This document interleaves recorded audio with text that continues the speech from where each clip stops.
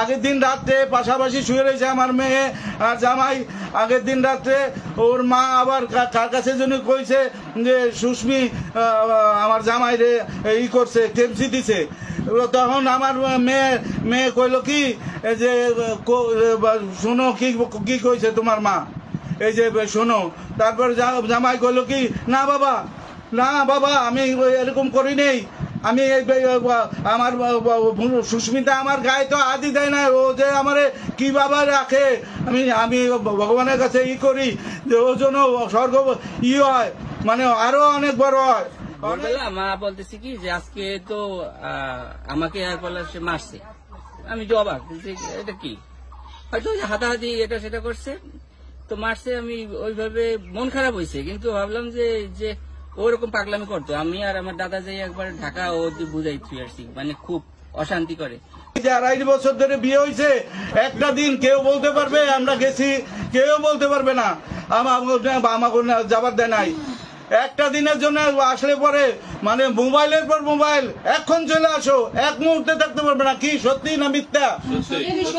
একটা কথা মিথ্যা করে এই যে সামনে ঠাকুরের সামনে বলতেছি, একটা কথা মিথ্যা নাই।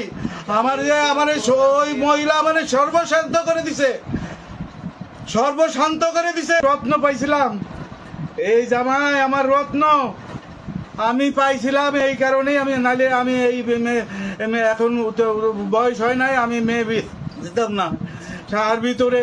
এই শাহার ভিতরে এই ছেলে পাবো না, এই কারণে বিয়ে দিলাম। আজকে এই যে দীর্ঘদিন একটা দিন আমার সওয়াল, আমার এক ছেলে, আমি, আমার বউ, কেউ এদের বাড়িতে যাইতে পারি না এই মহিলার কারণে, এই শাশুড়ির কারণে। শাশুড়ি যে এত দরজাল আমাদের জানা ছিল না। পলাশ বলছে যে আমার মা তো তোমার এইভাবে দেখতে পারে না, তো আমি তোমাকে যদি ডিভোর্স দিয়ে সব খরচ খরচা দিই, তুমি তোমার বাবার বাড়িতেই থাকো, আমি তোমার সব খরচ খরচা দিব।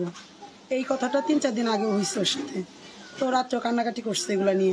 নিচতলায় বসে রয়েছে, সেই মা নিচে নামে না, আশীর্বাদ করবে না। তোরা এত দেরি করে আসলি কে, বউ পায়ে পাগল হয়ে গেছিস, হ্যান ত্যান।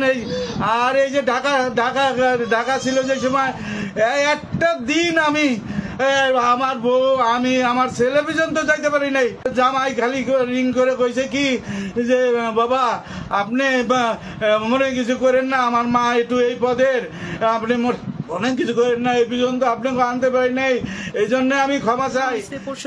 পরশুদিন পলাশ যাওয়ার সময় ওই সুস্মিতাকে টাটা দিছিল, এইটা তার মা দেখার পরের থেকে কেন দিল। তার 3 দিন আগে ও ডাল রান্না করছে, ছোট মার কাছে জিজ্ঞাসা করে ফোনে যে মা তোমার জামাই ওই ডালটা খাই পছন্দ করছিল, যাওয়ার পরে রাঁধছিল, কিভাবে রাঁধতে হয়। সেই ডাল রান্না করছে, খাইতে যায় শুধু বলছে যে সুস্মিতা ডালটা অনেক সুন্দর হয়েছে। বলার সাথে সাথে তার মা তার সামনে, ছেলের সামনে ডালের গামলা চেঙ্গা দিয়ে ফেলে দিচ্ছে, বলতেছে মানে কি আমি রান্না করতে পারি না, এই বলে ফেলে দিচ্ছে। তো এই থেকে আস্তে আস্তে মানে সূচনা, পরশুদিন টাটা দেওয়া নিয়ে এই সূচনা হয়েছে। আগের দিনও ঝগড়াঝাটি লাগাইছে, মারছে আমার মেয়েরে, মাঝে মধ্যেই মারে, না খাওয়াই রাখে এই শাশুড়ি।